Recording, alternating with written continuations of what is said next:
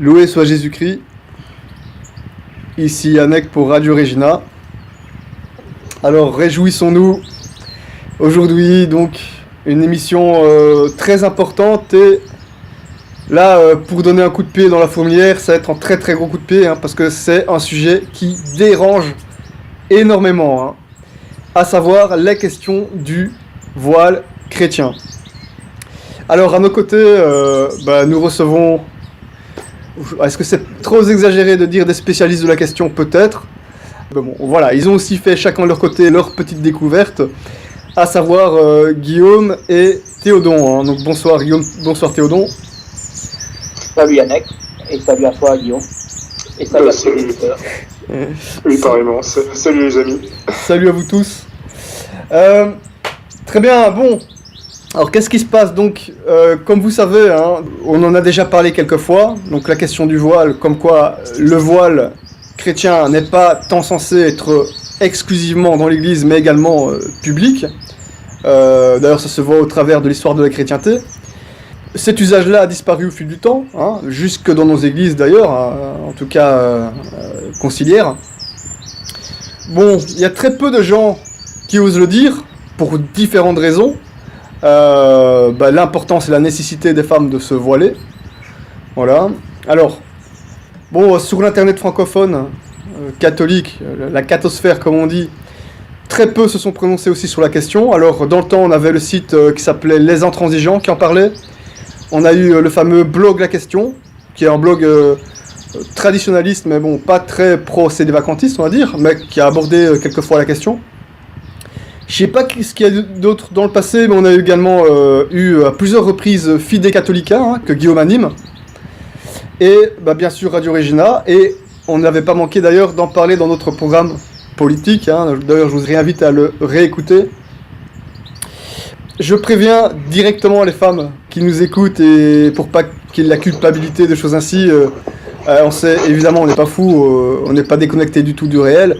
On sait très bien que la très très très écrasante majorité des dames chrétiennes, à l'heure actuelle, à moins qu'elles soient dans les ordres, elles ne se voilent pas. Voilà. La plupart ne sont pas au courant. D'autres, ne savent pas trop quoi faire. Elles sont, voilà, c'est un problème. Alors, je vais rassurer tout le monde par rapport à ça, qu'en disant directement ce que dit saint Thomas d'Aquin sur le sujet. Il dit que, effectivement, il reprend saint Paul et saint Augustin, les femmes doivent se voiler, mais, précise-t-il, ce n'est pas commettre un péché si elles ne le font pas par vanité, mais à cause d'une coutume contraire. Voilà, bien que la coutume en question ne doit pas être recommandable, évidemment. Donc, on vit actuellement dans des sociétés déchristianisées, sécularisées, repaganisées, avec la décadence pas permis, déjà porter des longues jupes et ne pas avoir de décolleté et compagnie, va être bien décente à ce niveau-là, c'est déjà très très mal vu. Alors en plus, celles qui se voilent, on peut comprendre que ça doit être très très difficile. Alors que les dames se rassurent, ce n'est pas un péché.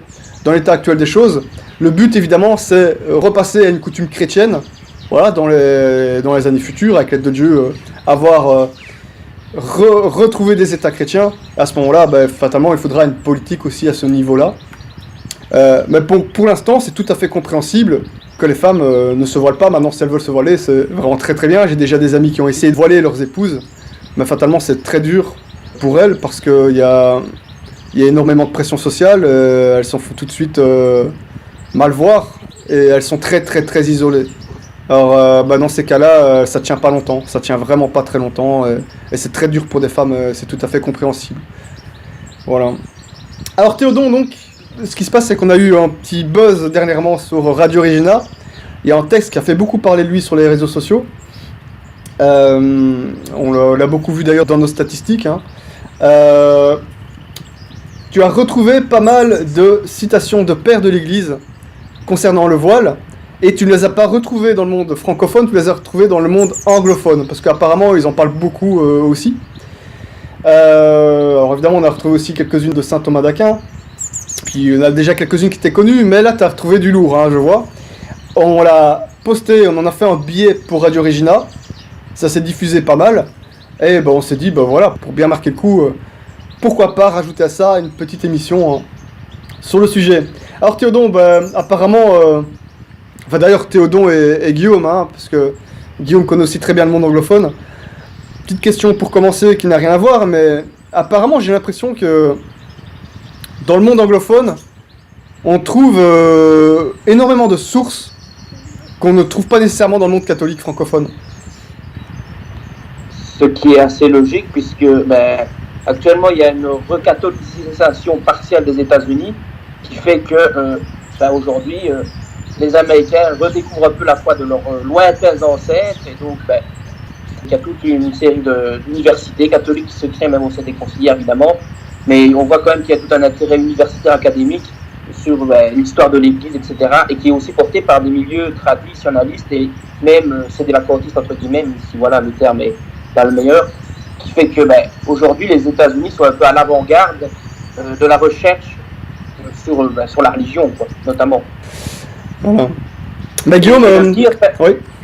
Je voulais peut-être rajouter un détail, c'est que ces citations que j'ai trouvées, malheureusement, je ne les ai pas trouvées sur des sites traditionnalistes, des sites qui sont censés défendre la pureté de la foi catholique, mais je les ai trouvées sur des sites académiques, sur des sites universitaires qui traitaient de l'histoire des mœurs au Moyen-Âge et durant l'Antiquité. Et qu'est-ce que j'ai fait, moi, dans un second temps, j'ai vérifié que les citations données étaient exactes, et effectivement, en retrouvant après la source originelle, je voyais bien que ça collait. Donc, forcément, après, on pouvait les reprendre, mais à la base, oui, c'est ça qui est assez dommage, c'est que il y a un courant chrétien qui favorise ce qu'on appelle le head covering movement. Enfin, c'est le mouvement pour se recouvrir la tête. Guillaume le connaît mieux que moi, ce sujet-là. Et donc voilà, donc on voit quand même qu'il y a chez certains groupes américains, protestants et catholiques, une volonté de retrouver des mœurs chrétiennes et donc de se revoiler leurs femmes. Mais ça reste assez minoritaire, même dans les milieux traditionnalistes. Alors, Guillaume, toi, on va repréciser que tu es bilingue, parfaitement bilingue, puisque tu es linguiste.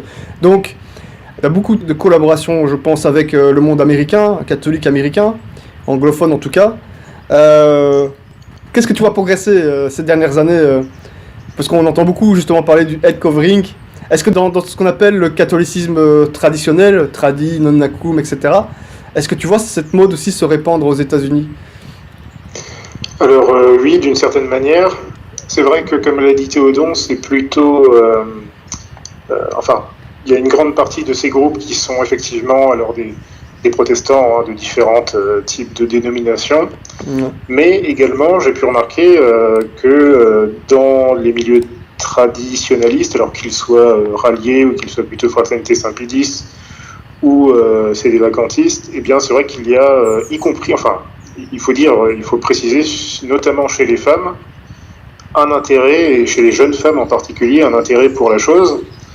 Et alors, pour être tout à fait franc, c'est aussi quelque chose que j'ai pu remarquer chez des francophones, chez des françaises, puisque ça fait maintenant, depuis, je dirais 2017, que j'ai produit un certain nombre d'articles sur le sujet. J'ai aussi fait quelques traductions, effectivement, comme Théodon, il y a beaucoup de textes de pères de l'Église ou de docteurs qui parlaient du voile chrétien. Pour l'essentiel, je les ai trouvés sur des sites anglophones. Ah voilà, exactement comme Théodon. Oui, pour la plupart, c'est ça. Et je les ai traduits comme ça, et puis je les ai vérifiés également par d'autres sources. Mais c'est vrai que j'ai eu des retours assez variés, mais étonnamment, j'ai eu quand même pas mal de retours assez positifs de jeunes femmes qui, jeunes ou pas, c'est des gens qui laissaient des commentaires ou qui m'envoyaient des messages pour me dire « Ah oui, c'est très intéressant ». Alors, on va peut-être en parler plus tard, mais c'est vrai que j'ai notamment eu une jeune fille qui s'appelait, je sais plus, Marie-Madeleine, je crois. Enfin, elle se reconnaîtra, c'est un pseudonyme. Ouais. Mais qui m'avait envoyé plusieurs messages en me disant, effectivement, moi j'aimerais me voiler tous les jours. Enfin, j'aimerais pouvoir me voiler dans la vie de tous les jours quand je sors. Mais il y a toujours cette peur d'être mal comprise, d'être un petit peu mise à l'écart. Et alors, aussi autre chose, voilà, ça c'est aussi typique, c'est aussi ce qu'on entend. Ouais. C'est ça. Tout à fait. Ce qui est très paradoxal, puisque, j'en discutais encore il n'y a pas plus tard que hier avec une dame qui justement me disait non mais ça va pas la tête, Moi, justement, j'ai partagé ton article de Radio Regina sur la page Facebook de Fide Catholica. Ah ouais. Et voilà, il y a une dame qui me disait vous êtes complètement fou, etc. Alors je lui disais oui, mais vous oubliez que les femmes qui se voilent, les femmes chrétiennes qui se voilent, c'est une tradition non seulement chrétienne, mais aussi européenne. Ce n'est pas du tout quelque chose d'exogène. Ah mais ça, voilà, parce qu'ils croient que c'est pas culturel chez nous. C'est juste, Voilà, c'est récemment qu'on a arrêté. C'est avant, les femmes se voilaient. Et c'est pas seulement... alors il y a non seulement l'aspect chrétien qui est évidemment capital, mais c'est aussi une tradition chrétienne européenne, voilà, pluriséculaire. Donc, alors la dame me disait, oui, mais entre-temps, voilà, ça c'était il y a encore 100 ans, et entre-temps l'islam est passé par là. Je lui ai dit, mais attention, les femmes chrétiennes se voilaient bien longtemps avant qu'on entende parler d'islam, et elles ont continué à le faire bien longtemps après qu'on ait entendu parler de ça. Donc c'est pas une justification du tout. Mais bon, tout ça fait partie. Oui. La source de ces réflexes, c'est parce que, en fait, ce qui se passe, c'est qu'en France, on a un héritage, et en France et en Europe en général, on a un héritage, quand on est catholique, on a un héritage qui est porté par des considérations, on va dire, maurassiennes, en l'occurrence nationalistes, qui fait que aussi, la religion n'est plus vue comme un système normatif, mais est vue comme un système culturel. C'est-à-dire que on considère que les églises, ça fait partie du patrimoine, et on considère la religion du point de vue du patrimoine. Et donc, lorsqu'on le rappelle, c'est du patrimoine plus ancien, mais qui a entre-temps disparu, eh bien, les gens nous regardent d'un air ahuri en nous disant, mais qu'est-ce que c'est que c'est fou? C'est ça aussi, c'est un gros problème. Et justement, l'avantage des États-Unis, c'est que comme eux, ils n'ont jamais connu une chrétienté sur leur territoire, enfin, peut-être au temps de la colonisation espagnole et française, mais c'est il y a plusieurs siècles, eh bien, eux, ils se replongent dans, on va dire, le Moyen-Âge chrétien, et donc ils ont davantage d'intérêt sur ces questions-là, et ils ne sont pas portés par des considérations idéologiques qu'on peut retrouver plus facilement en Europe, quoi. Où là, la religion est associée directement à la culture et au patrimoine.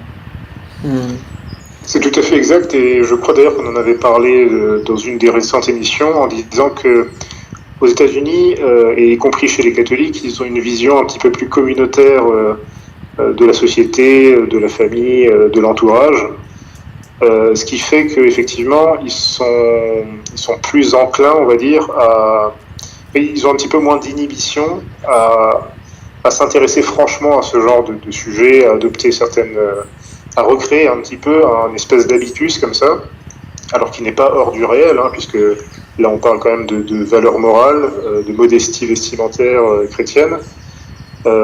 Et c'est d'ailleurs ce que j'ai observé. Alors, comme tu disais tout à l'heure, c'est vrai qu'il y a vraiment un certain intérêt, alors pas seulement chez les protestants, mais aussi j'ai vu fleurir depuis que je m'intéresse à ce sujet, j'ai vu quand même un certain nombre de pages Facebook tenues par des gens qui, y compris des femmes par exemple, et des chaînes YouTube aussi, ouais. Et des chaînes YouTube qui promeuvent réellement cette pratique-là. Alors, certaines sont protestantes, mais il y a aussi les catholiques. Ouais. En Afrique aussi, j'ai vu, il y a certaines communautés aussi qui insufflent à fond ce genre d'élan, des communautés protestantes évidemment. Mais bon, après, il y a aussi, en Afrique, il y a quand même aussi une mode à la base de se voiler déjà. Oui, c'est ça, c'est vrai que, bon, je peux en parler comme je suis un petit peu africain. C'est vrai qu'en Afrique, voilà, c'est encore tout à fait, catholiques qui se voilent, c'est tout à fait courant. Oui, voilà, c'est esthétique aussi. C'est esthétique. On a un fichu sur la tête, ça. Voilà, personne n'y fera attention. C'est pas du tout. C'est normalisé, quoi. C'est ça. Ouais. Donc les gars, voilà, on va déjà mettre les points sur les i par rapport à quelque chose, parce que je suppose qu'il y a pas mal de gens un peu tradis, tout ça, qui nous écoutent et qui sont même pas eux au courant de quoi que ce soit par rapport à ce qu'on parle, et donc peut-être qu'il y a pas mal de personnes qui hallucinent. Il y a eu l'idée comme quoi. Le voile, ce serait juste à l'église, mais en dehors de ça, ce serait terminé. Donc c'est, entre guillemets, une idée, un concept qu'on retrouve beaucoup chez tout ce qui est catholique traditionnel en général. Donc voilà, c'est parce que Saint Paul aurait dit ça. Donc on va mettre tout de suite les choses au clair par rapport à ça. Donc si je sais pas, qui veut bien... Peut-être citer le passage de l'Épître aux Corinthiens. Oui, celui-là. C'est Corinthiens 11, 1 Corinthiens 11, 7. Ça commence dès le verset 5. Ah voilà, c'est ça. Voilà. Et alors ça se développe au moins durant 10 versets. Voilà, c'est ça. Et donc, oui. Ceux qui disent que le voile ce n'est que dans l'Église s'appuient sur le fait que Saint Paul dit dans ce passage toute femme qui prie. Mais on oublie aussi l'autre passage qui dit ou qui prophétise. Parce que ce passage est important. Pourquoi? Parce que normalement, Saint Paul l'enseigne ailleurs, chapitre 14, une femme ne peut pas parler dans les assemblées, ne peut pas parler dans les églises. Donc comment peut-elle prophétiser? C'est ça. Ah ben voilà. Et du surcroît, donc, 5 versets plus loin, donc dans le verset 10, il dit « C'est pourquoi la femme, à cause des anges, doit avoir sur la tête une marque de l'autorité dont elle dépend. » Voilà. Mais ce qui est clair, c'est que le fait de se voiler, c'est pas exclusif dans l'Église, c'est juste Saint Paul qui prend l'exemple du fait qu'elles doivent prier et se présenter voilées dans le lieu de culte. Là, les choses sont très claires. Maintenant, il n'a pas dit que ça devait juste être dans ce contexte. C'est ça le truc. Et évidemment, ça, on pouvait nous-mêmes le deviner pour peu qu'on ait... voilà, on peut nous-mêmes le comprendre. Après, il y a l'interprétation catholique à côté. On a, à côté de ça, on a Saint Augustin, Saint Thomas, plusieurs pères de l'Église qui commentent ce passage, qui disent exactement ça. La femme doit se voiler. Ils ne disent pas juste dans l'Église. Et au contraire, et tout le contraire d'ailleurs. Au-delà de ça, même la science profane, qui n'est même pas catholique, atteste qu'au Moyen-Âge, à l'Antiquité, au temps moderne, grosso modo jusque dans les années 1920, la femme européenne, occidentale, chrétienne, elle était voilée en public. Bah, même partout, même pas juste en Europe, évidemment, mais bon. Eh oui, non, je disais en Europe, partout où le catholicisme s'est implanté, eh bien, on retrouve le même schéma. Voilà, parce qu'on a réussi à nous mettre dans la tête que les femmes européennes ne se voilaient pas. Parce que maintenant, après 50 ans de féminisme, un peu plus d'ailleurs, après Vatican II, après mai 68, tout ce que vous voulez, mais après les Brigitte Bardot, tout ce que vous voulez, désolé de citer ce nom-là, maintenant tout le monde dans la tête, à force de voir des publicités partout et que les têtes découvertes soient tellement banalisées, on n'imagine pas qu'avant, les femmes elles se voilaient, ou tout du moins, elles se couvraient bien la tête. Avec au chapeau, par exemple, au 19e siècle et tout ça, voilà, c'était peut-être plus la mode des chapeaux, je sais pas. Mais par le passé, c'était comme ça. Et parfois, on en trouvait même des applications légales de ça. Là, je vais citer un exemple qui va peut-être surprendre certains, mais en 1162, dans la ville d'Arles, en France, eh bien, il y avait une loi qui interdisait aux prostituées de se couvrir les cheveux avec un voile, de peur qu'elles ne soient confondues avec une femme de bonne vertu. Et donc, ces mauvaises femmes-là, on les a arraché leur voile pour montrer que c'était des femmes de mauvaise réputation. C'est-à-dire qu'à cette époque-là, le voile était associé à la pudeur. Et c'était évident pour tout le monde. Et c'était évident pour tout le monde. Et c'est fou comme les choses... comment ça fait laver le cerveau. Parce que nous, c'est aussi un truc qu'on a redécouvert, nous, de notre côté. C'est un truc qu'on n'a jamais appris. On est gênés, même les gens sont gênés de le dire. Et beaucoup de gens, même des hommes, ne veulent pas qu'on revienne à ça, évidemment. Parce qu'ils devraient assumer leur propre masculinité. C'est ça le problème. Je pense. Et il y a aussi une question d'orgueil, parce que là aussi, qu'est-ce qui se passe, c'est que lorsque l'on dit il faut revenir au voile, eh bien ça veut dire que, entre-temps, notre communauté, elle s'est affadie sur certains points. Ouais. On est obligé de faire ce constat-là, et donc forcément, pour certains, ça les blesse dans leur orgueil, parce que c'est une remise en question aussi quelque part. Alors beaucoup nous rappellent évidemment, et totalement juste titre, on est les premiers à le dire, l'importance de la longue jupe, l'importance d'être bien couverte, pas de décolleté, etc., tout ce qu'on veut. Très très bien. Mais après, à côté de ça, nous, on va rappeler que ça va beaucoup plus loin, qu'il y a aussi la tête à couvrir. Alors les gars, pour mettre un peu les choses au clair aussi, question, pourquoi la femme doit-elle se voiler? Guillaume peut-être. Alors, doit-elle se voiler? Comme tu l'as rappelé au début de l'émission, et comme l'a très bien rappelé saint Thomas d'Aquin, alors je le cite, certaines ne pourraient pas commettre de péché si elles ne se voilent pas, si elles omettent de mettre un voile par vanité, enfin si ce n'est pas par vanité, mais à cause d'une coutume contraire, bien que cette coutume ne soit pas à recommander. Donc là je cite saint Thomas d'Aquin dans la question 169 article 2 de la Somme. C'est-à-dire que il y a cette question en fait de l'harmonie en quelque sorte, si je peux m'exprimer ainsi, entre la modestie intérieure et la modestie extérieure. Et là, je renvoie les auditeurs, pardon, vers un article du père Antonio Royo, qui est un très grand moraliste, qui a fait un très grand thomiste aussi, qui a écrit sur justement cette question de la modestie intérieure. Donc la modestie intérieure, tout le monde le comprend, c'est ça découle directement de la vertu de tempérance qui permet à tout un chacun de se conduire dans les justes limites de son état. Donc là, c'est un peu comme ça qu'il formule ça. Non seulement donc dans son fort interne, donc dans notre vie intérieure en quelque sorte, mais aussi dans notre façon de nous habiller. Et ce qui est évident, puisque on interagit avec la société, avec notre prochain, et donc c'est pour ça aussi que, eh bien, bon, tous ces pères de l'Église, dont on a parlé, Saint Augustin, Tertullien, Clément d'Alexandrie et les autres, insistent notamment sur cette question, pas seulement pour les femmes, mais aussi pour les hommes. Mais pour les femmes, c'est peut-être quelque chose de particulier, puisque la femme a une nature particulière.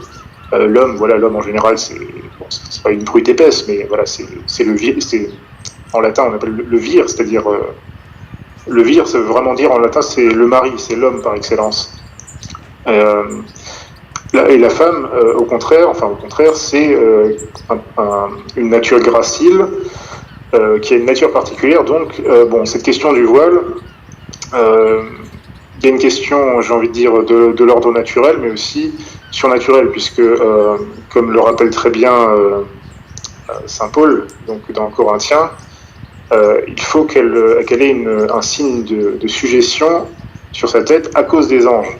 Oui. Je trouve que c'est très bien formulé.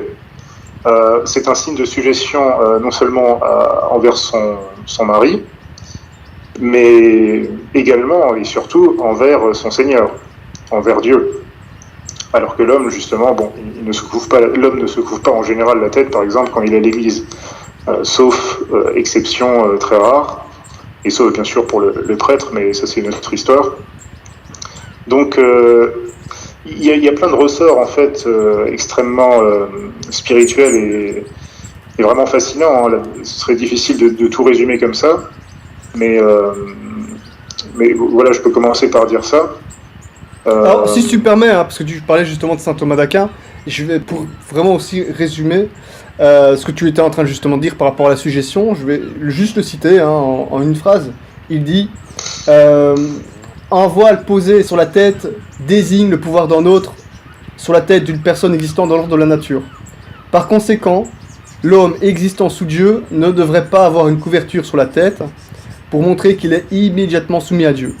Mais la femme devrait porter une couverture pour montrer que, outre Dieu, elle est naturellement soumise à un autre. Voilà ce qu'il dit en gros. C'est ça. Et j'aimerais ajouter quelque chose, vous avez évoqué la chose tout à l'heure. C'est-à-dire que l'histoire, en fait, j'ai beaucoup étudié l'histoire de l'esthétique et notamment de l'habillement dans différentes civilisations, et c'est vrai que c'est très intéressant de savoir que même dans des civilisations antiques, non chrétiennes, qui étaient hors de l'ancien Israël, et dans d'autres civilisations plus récentes, il y a également, même ces civilisations-là, parce qu'elles avaient encore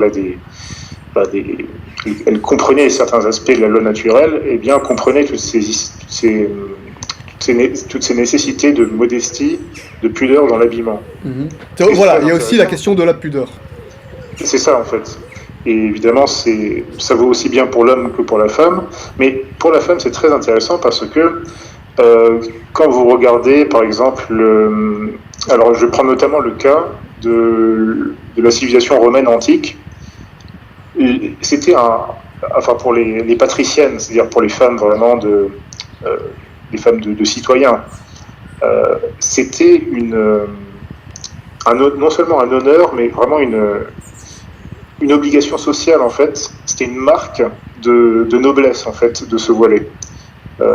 C'est-à-dire que la femme patricienne se voilait naturellement, alors peut-être pas toujours, mais c'était vraiment une marque de noblesse, pour signifier un petit peu comme tu l'as rappelé, comme Théodon l'a rappelé, avec le cas par exemple de cette législation à Arles, donc au XIIe siècle, c'est un petit peu la même chose, c'est-à-dire que les femmes, on va dire, de basse extraction, ne se voilaient pas, mais par contre les femmes, on va dire, respectables, eh bien, se voilaient. Alors c'est pas forcément respectable dans les mœurs, mais c'est juste pour dire que même dans ces civilisations-là, on avait cette compréhension des choses.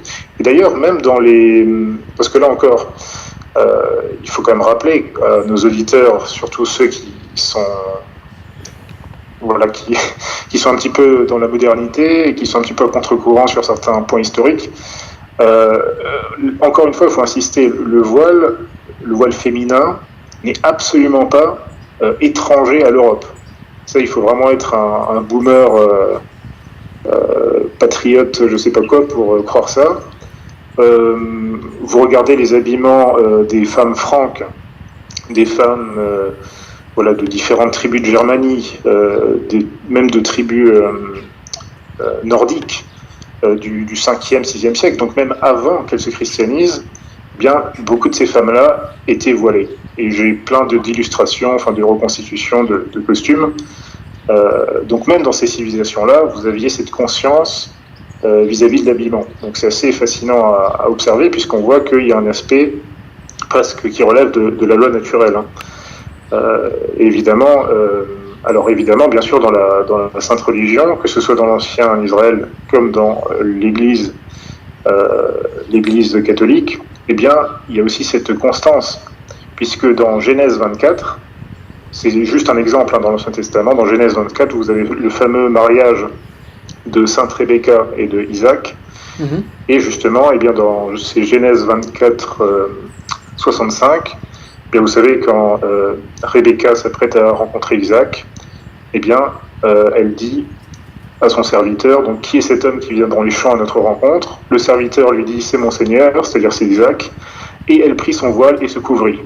Amen. Donc c'est une magnifique allusion d'ailleurs finalement, même si c'est pas forcément lié directement, je ne sais pas, au passage de Corinthiens dont on parlait tout à l'heure. Je pense qu'il y a aussi une autre raison qui fait que les chrétiens doivent particulièrement se voiler, mais là on sort un peu du domaine de la loi naturelle, donc je ne vais pas ici parler de modestie ou d'éviter de provoquer les autres hommes, parce que on va dire c'est des constantes dans l'histoire humaine qui fait que même des païens ou des gens qui n'ont jamais connu la religion catholique arrivent quand même à comprendre ça. La loi naturelle. Voilà. De leur raison. Mais il y a aussi un autre point, c'est que quand on aime Dieu, ça c'était, je crois que c'était ça, Bernard qui disait ça, aimer Dieu c'est être marié à lui. Parce que en fait, comme on vit dans un amour pur et saint, on est dans une étreinte qui est particulière avec Dieu, et donc qu'est-ce qui se passe?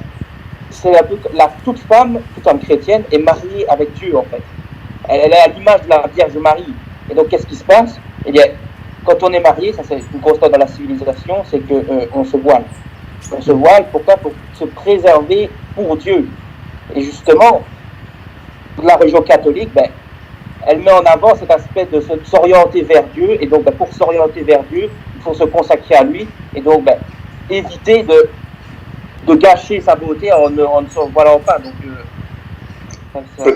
d'ailleurs, je rebondis sur ce que tu dis rapidement. Les religieuses sont voilées, elles, en permanence, et de façon beaucoup plus stricte que des femmes laïques. Eh bien, c'est pour une raison très simple. Quand elles font leurs vœux, elles sont épouses de Jésus-Christ. C'est un symbole très fort en fait. D'ailleurs, c'est à ce moment-là qu'elles prennent leur voile, quoi. C'est ça. On prend le voile, elles deviennent épouses de Jésus-Christ. Donc c'est un mariage mystique.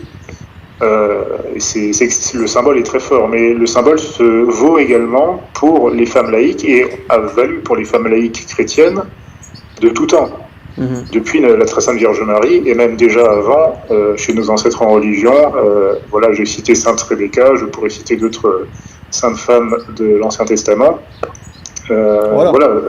Toutes ces femmes-là se voilaient.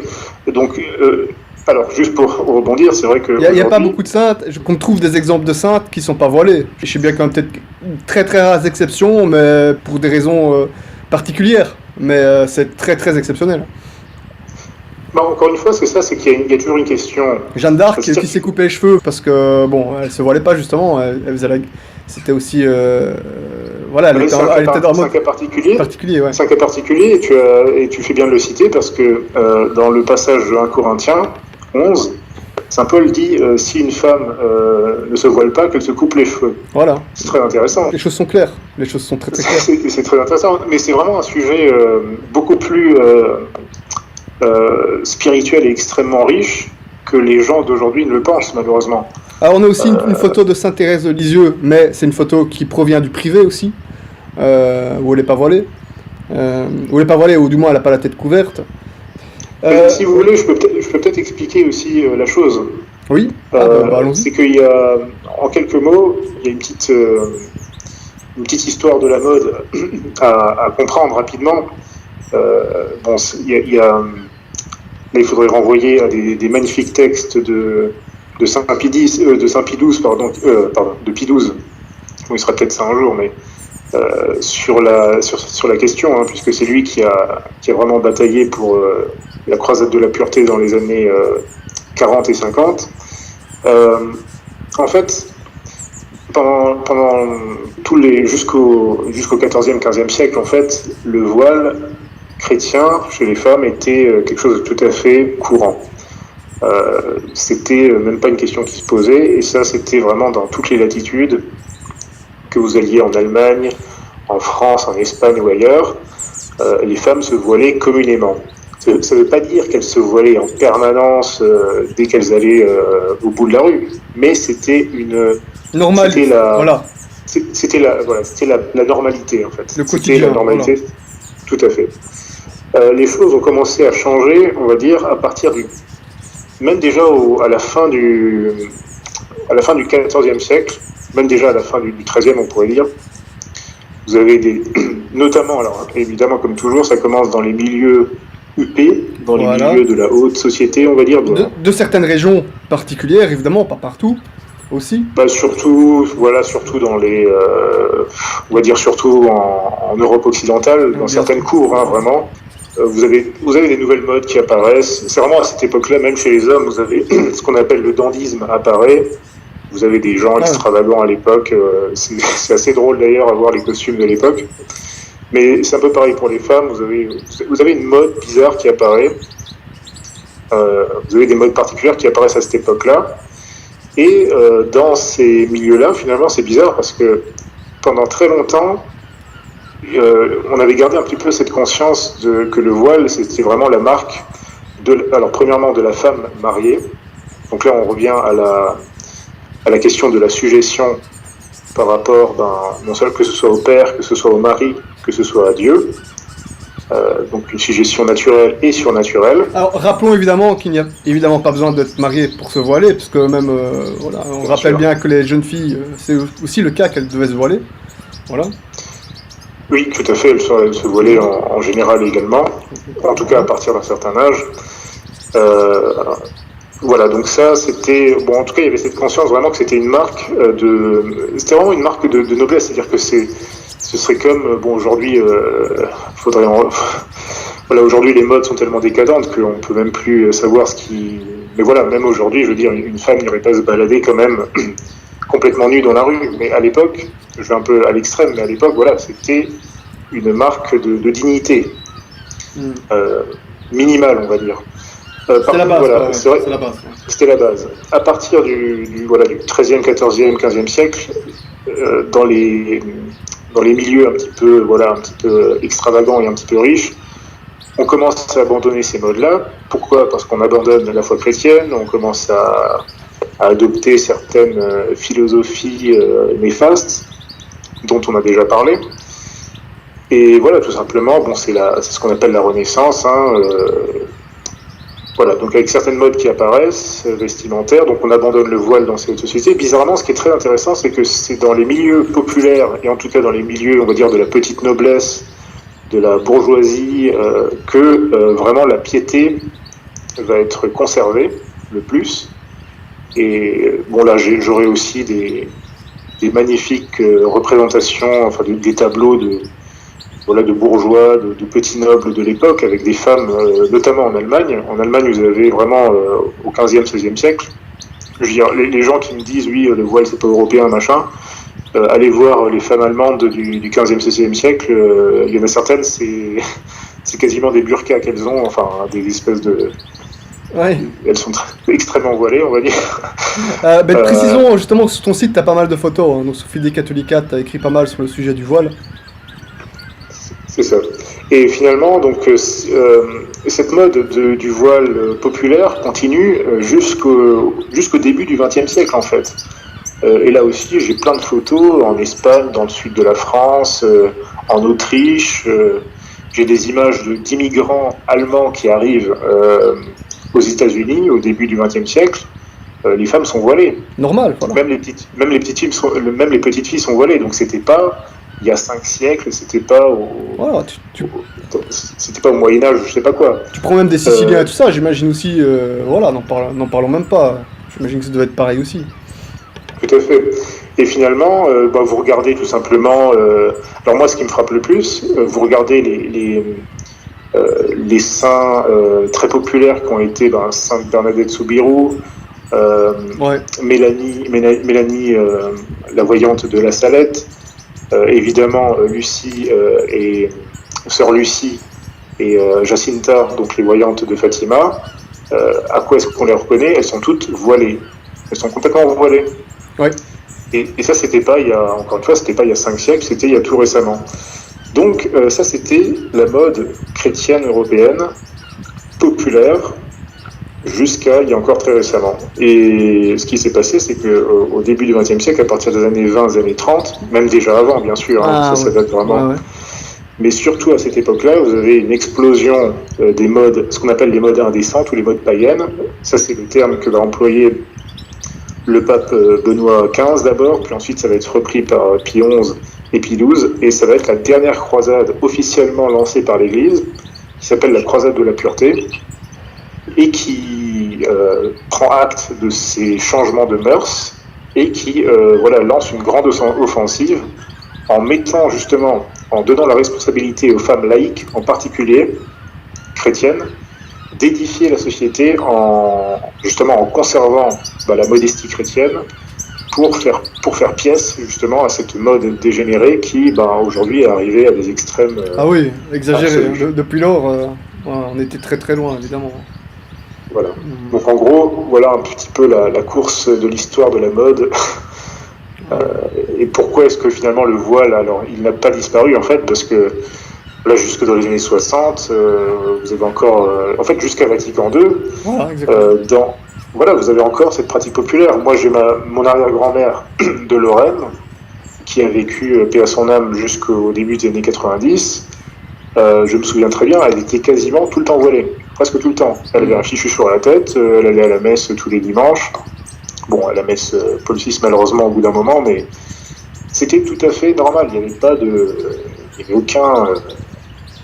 problème, mais bon, voilà, ça a presque complètement disparu. Ou alors certaines campagnes d'Europe de l'Est aussi, avec les dames âgées dans les villages. Si tu peux encore voir ça à l'heure actuelle. En Europe du Sud aussi, en Espagne, en Italie du Sud, etc. Il y a encore des Sardaigne, il y a encore des villages où on trouve des femmes voilées, mais ça se fait. Avec des habits traditionnels. Les conseillères, ils ne vont pas prononcer, évidemment. Donc qu'est-ce qui se passe? Les pratiques se délitent et la société, elle décline, c'est la décadence.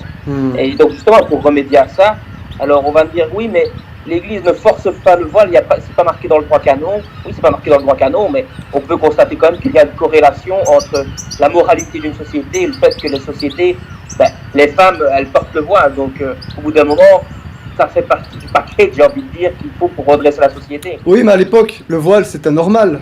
Avant Vatican II, tout ça, c'était encore normal. Il n'y avait même pas à le préciser. Voilà, il n'y avait même pas besoin d'attaquer ce point-là. Maintenant, voilà, c'est plutôt... Il y a quand même saint Thomas qui l'enseigne, il y a le consensus des pères de l'Église, enfin quasiment. Voilà, non mais on voulait dire des textes... Oui, voilà, on parlait de droit canon, mais évidemment, on est d'accord que quand on dit ça, tout le monde l'enseigne, effectivement. Donc pour répéter, pour être encore clair, donc voilà, là on a énoncé 3 raisons principales. Donc il y a la raison de la sujétion de la femme à l'homme. Alors c'est pas du tout à la mode à cause du féminisme ambiant, hein. Parce que à l'heure actuelle, parler de sujétion à l'homme, ça choque. Même des gens qui se disent pas et qui se pensent pas spécialement féministes, voilà, beaucoup malgré tout sont un petit peu contaminés aussi par l'esprit, malheureusement. Alors, je préviens évidemment, mais en dehors de ça, on connaît beaucoup de dames, en tout cas, qui réagissent très positivement à l'idée de pouvoir remettre le voile, hein, avec l'aide de Dieu. Donc ça, c'est pas parce qu'on est des hommes qu'on défend nécessairement le voile. D'ailleurs, il y a plein d'hommes qui le défendent pas, justement peut-être parce qu'ils ont peur de devoir assurer à côté leur masculinité, parce là on parle bien de sujétion à l'homme, hein, on va pas se mentir, c'est exactement ce que dit la Bible. Et après il y a aussi, juste pour continuer, et puis après on a bien entendu la décence, la modestie, et puis effectivement voilà, l'amour de Dieu, comme on en a parlé, ouais. Guillaume, tu voulais dire quelque chose, je crois. Oui, c'est juste pour rebondir sur ce que tu dis. Quand on parle de suggestion, en plus, évidemment, aujourd'hui, ça fait frémir les gens qui ont l'esprit féminisé, voilà, on va dire dans le mauvais sens du terme. Mais ouais. Voilà, il ne faut pas non plus se dire que c'est une suggestion dans l'état. C'est-à-dire qu'en fait, c'est comme l'enseigne saint Thomas, c'est-à-dire que nous sommes chacun, en fait, à notre nature, nous sommes tenus par notre nature à notre état, en fait, notre état naturel. Oui. Et du coup, je veux dire, il ne faut pas non plus prendre ça d'une mauvaise manière. Regardez Blanche de Castille, elle était voilée en permanence, ça ne l'a pas empêché d'être une reine-mère d'une poigne absolument incroyable. Il y a encore plein d'autres, je ne sais pas, Sainte Élisabeth de Hongrie, il y a des tonnes et des tonnes d'exemples, hein, je veux dire. On ne parle pas de se soumettre à tous les hommes, hein, c'était juste par rapport à l'ordre naturel des choses, évidemment. C'est ça, voilà. Absolument. Il faut bien faire comprendre parce que les gens, sinon. Oui, aujourd'hui. Il y a la notion de hiérarchie aussi dans cette histoire de soumission de la femme. Exactement. Et en fait, qu'est-ce que les gens pensent quand on pense hiérarchie? Ils pensent simplement à la tyrannie, le chef qui abuse de son pouvoir, qui donc agit de façon injuste. Nous, catholiques, quand on pense hiérarchie, on pense la hiérarchie céleste, on pense tendre vers la déiformité. C'est-à-dire que celui qui est au-dessus de moi, il a plus de devoirs que celui qui est en dessous de moi. Pourquoi? Parce qu'on doit tendre vers Dieu. Et donc forcément, la hiérarchie, elle est vue comme étant un moyen d'épanouir même les inférieurs. Ouais. Et donc forcément, lorsqu'on dit aux femmes, soumettez-vous à votre mari, ça ne veut pas dire vous n'êtes rien, vous devez disparaître, cachez-vous, vous êtes des monstres. Non, simplement ça veut dire qu'il y a une hiérarchie et vous n'êtes pas faite pour commander, mais vous vous sanctifierez d'autant mieux en étant soumise à votre mari. Voilà, de par votre volonté. Aujourd'hui, on a prétendu les libérer avec le féminisme, et qu'est-ce qu'on constate? Elles ne sont pas plus heureuses, elles ne sont pas plus épanouies, et évidemment, au niveau de la sainteté, ça a écroulé, quoi. Exactement, totalement au contraire, évidemment. Là, c'est une catastrophe. Beaucoup le réalisent trop tardivement, malheureusement. Ouais. D'ailleurs, juste pour terminer là-dessus, pour rassurer encore une fois ceux qui penseraient que nous sommes d'horribles, tyrans, je rappelle que le pape Pie XII, encore une fois, a été extrêmement actif, je le rappelle, sur la question de la modestie, pour contrer non seulement les périls de la mode païenne, mais également de tout ce qui était cinéma, etc. Et il a fait notamment une allocution aux jeunes filles de l'Action catholique italienne, le 24 avril 1943, et pour vous donner un petit aperçu quand même de la responsabilité et des devoirs en fait de la femme, des pouvoirs de la femme dans son état de femme, dans la société, eh bien le pape Pie XII ne tarissait pas justement non seulement d'éloges, mais aussi de confiance vis-à-vis des femmes, puisque il leur conseillait justement, alors je le cite, pour s'opposer à de pareilles manifestations qui, au moins dans beaucoup de cas, sont en même temps une transgression des lois sages de l'État, il y a toujours une arme puissante, l'abstention absolue. Si déjà votre travail, votre apostolat auprès de la jeunesse, votre zèle et votre prudence obtenaient ce résultat, vous remporteriez une grande victoire qui couronnerait vos efforts pour la sauvegarde et la sainteté du mariage, pour le bien même de votre pays. Éduquez donc la jeunesse féminine catholique dans cette haute et sainte dignité où gît une si forte et solide préservation de l'intégrité physique et spirituelle. Bon, je pourrais encore citer beaucoup de passages, mais en gros, voilà, il leur dit « Votre zèle contre les vêtements et les tenues immodestes ne doit pas être seulement une réprobation, mais une édification, montrant pratiquement au monde féminin comment une jeune fille peut bien harmoniser dans sa toilette et son comportement les lois supérieures de la vertu avec les normes de l'élégance. » Amen. Alors justement, il y avait un ami qui m'a fait une réflexion très intéressante. On remarque justement, voilà, chacun à notre niveau, quand on parle du sujet, qu'il y a quelques personnes qui apprécient, ça peut être aussi des dames, bien entendu, mais aussi d'autres personnes, notamment beaucoup de dames, que ça énerve, qui sont en colère quand on parle un peu voilà, qui peuvent tomber dans une certaine colère quand on parle de ce sujet-là. Et un ami qui m'a fait la réflexion, il m'a dit, c'est parce qu'elles savent très bien, ces dames-là, qu'elles perdraient de leur pouvoir, et qu'elles auraient quelque chose à perdre. Pourquoi? La question c'est, voilà, mettre quelque chose sur la tête, où est vraiment le problème? Pourquoi est-ce qu'elles ne veulent, malgré ce que disent les pères de l'Église, malgré ce que dit saint Thomas, malgré ce que disent ce qui est écrit dans la Bible, pourquoi beaucoup de dames, à l'heure actuelle, même je parle de chrétiennes, hein, ne veulent absolument pas entendre parler du voile? La question. Voilà. Et donc cet ami-là m'a dit, voilà, parce elles auraient beaucoup à perdre au niveau d'un certain pouvoir par rapport à l'homme. Je sais pas ce que vous en pensez. C'est tout à fait vrai. C'est logique. Parce que dans ce cas-là, la femme ne pourra plus apparaître comme un être de séduction. Voilà. Donc déjà à ce niveau-là, elle aura moins d'influence sur les autres hommes. Il y a des femmes qui, évidemment, elles ont des charmes et elles en abusent parce que elles croient y trouver leur intérêt. Alors forcément, ça crée des relations malsaines où elle fait miroiter une relation avec des hommes et au final, c'est juste pour les manipuler, pour soutirer des choses. Ça peut être de la reconnaissance, peut-être des trucs matériels, etc.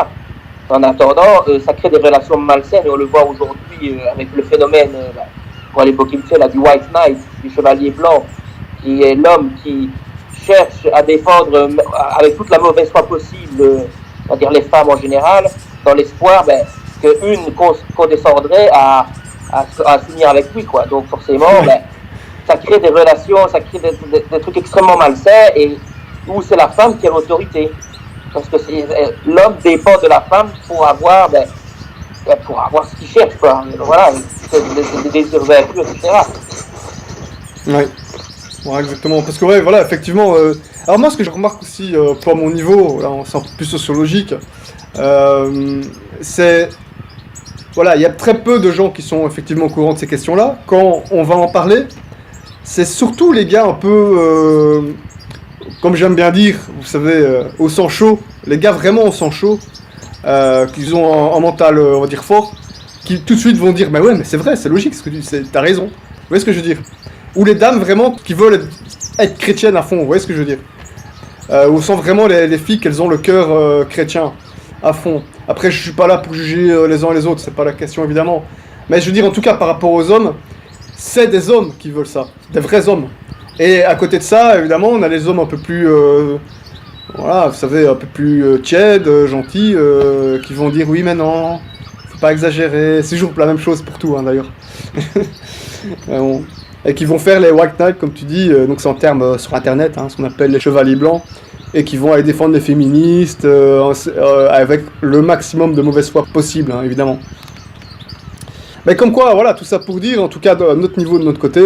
Parce que bon, le sujet va peut-être étonner pas mal de monde, parce que c'est un sujet que personne ne parle, enfin quasiment personne du moins.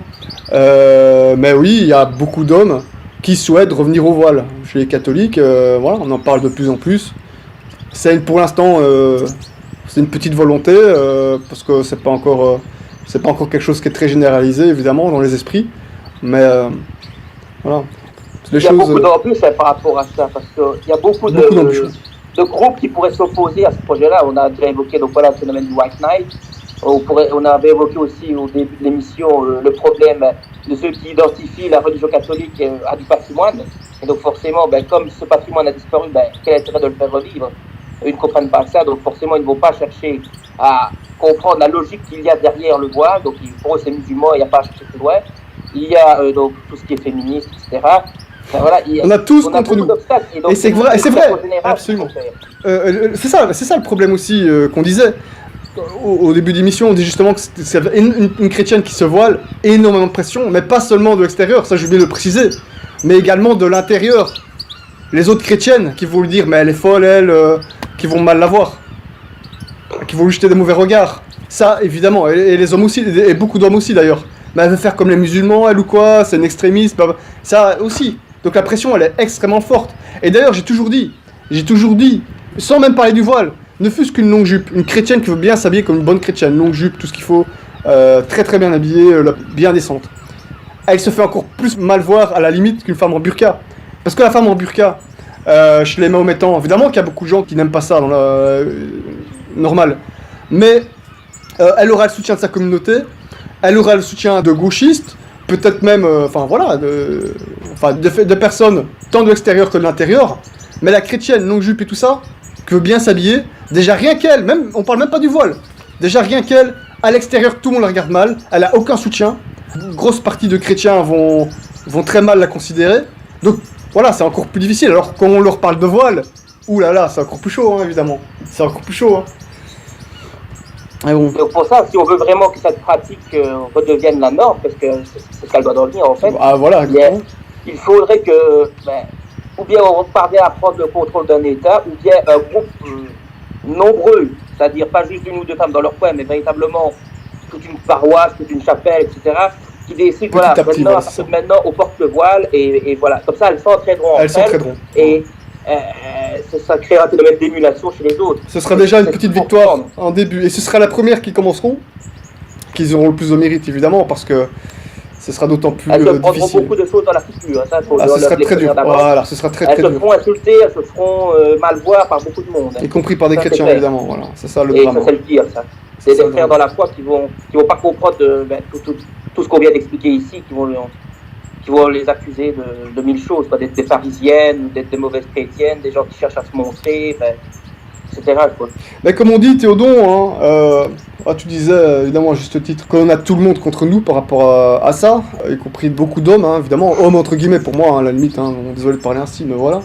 Mais faut pas oublier une chose, évidemment, c'est les forts, c'est les gens forts qui sont censés changer le cours qu'on a l'impression qu'il va avoir lieu dans l'histoire, c'est pas les modérés.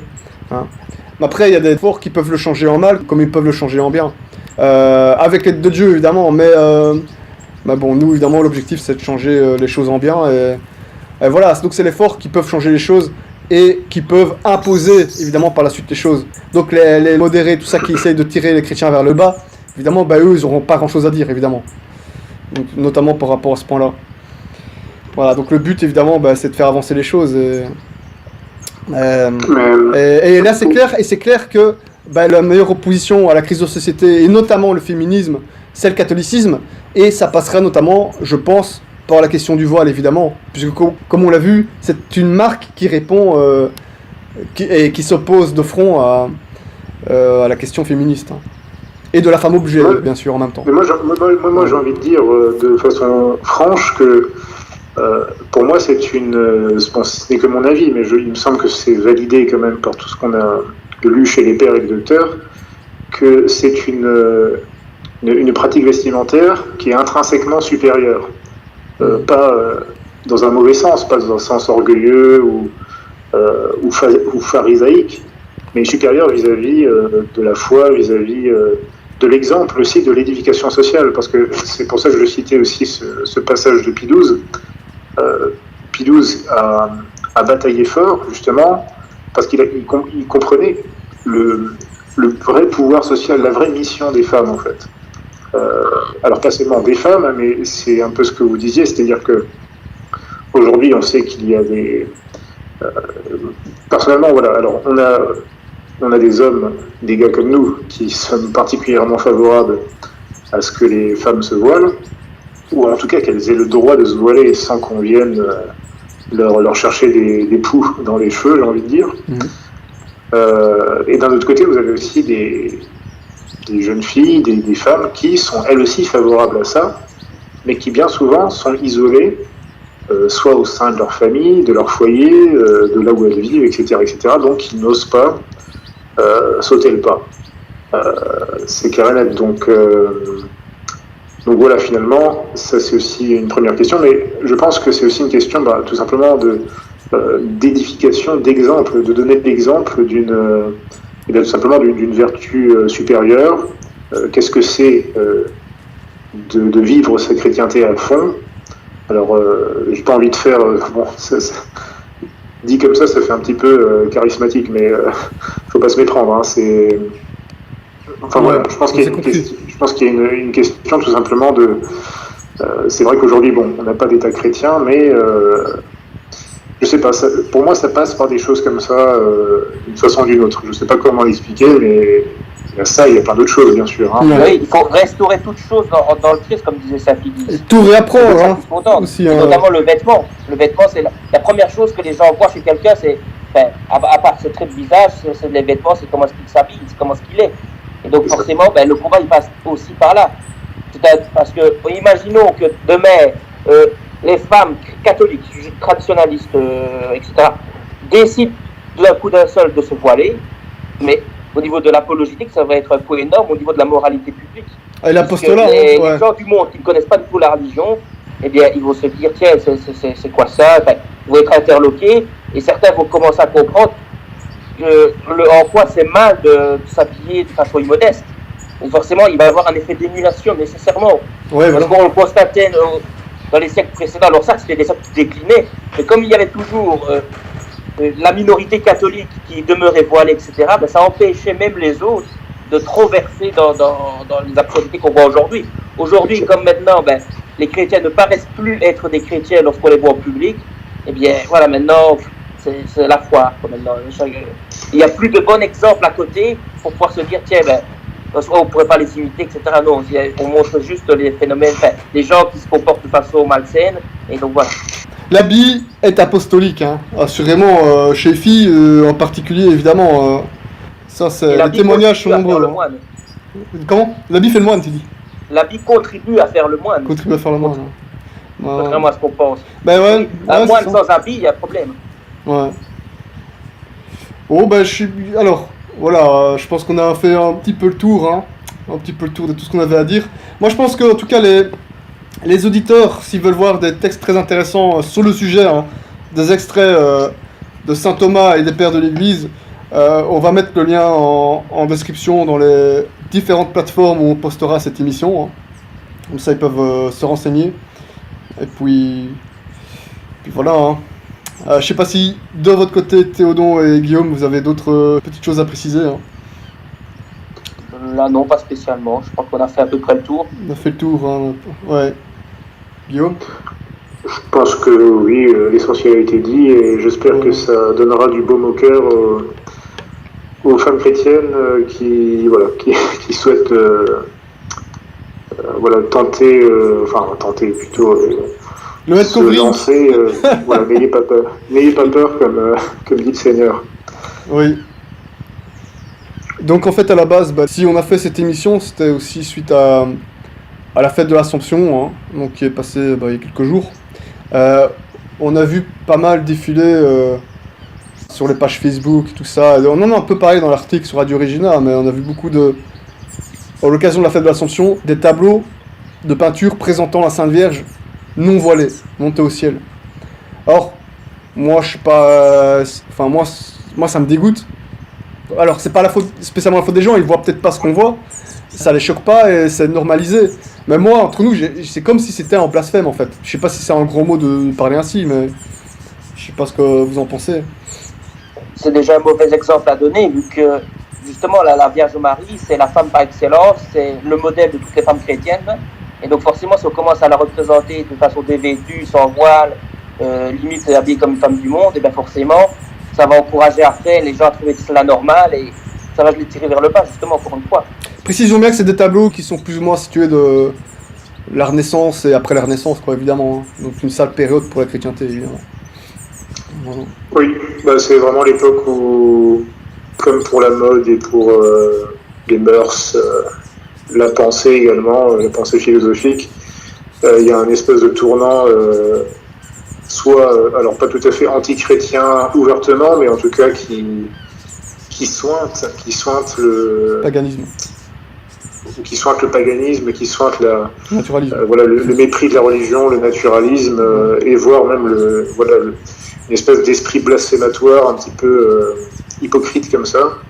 Et d'ailleurs, ça me fait penser récemment, Monseigneur Sanborn est passé sur une émission aux États-Unis et parlait justement de du sensualisme qui était présent. Alors, il y a aussi plein de bonnes choses à la Renaissance, hein, plein de grandes œuvres, etc.